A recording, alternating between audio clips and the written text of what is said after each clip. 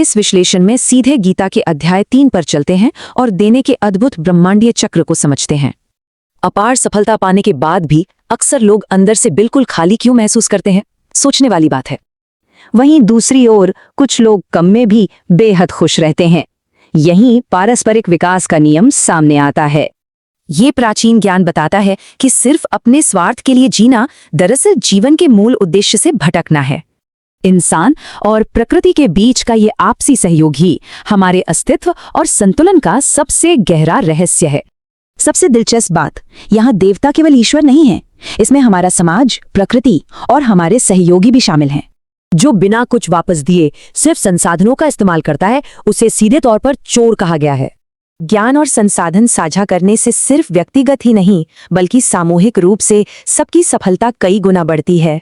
यही जिम्मेदारी धीरे धीरे अस्तित्व के एक विशाल वैज्ञानिक चक्र में पूरी तरह बदल जाती है। यह ब्रह्मांडीय श्रृंखला अद्भुत है।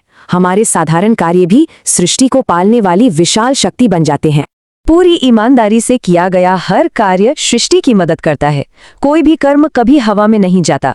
खुद को इस ब्रह्मांडीय तंत्र का अहम हिस्सा समझना मेहनत के मूल उद्देश्य को पूरी तरह बदल देता है। ये चक्र और भी गहरा है।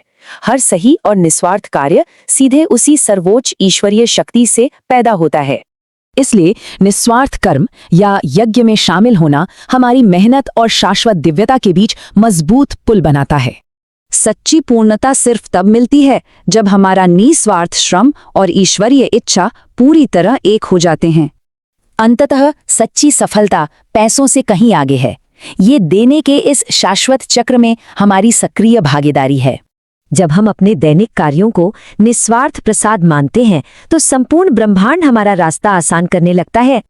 कर्म का यही गहरा सिद्धांत आगे चलकर एक आदर्श नेता के महत्वपूर्ण कर्तव्यों की मजबूत नींव तैयार करता है। अंत में एक विचार, हम अपने रोजमर्रा के कामों को इस विकास चक्र में कैसे बदल सकते हैं?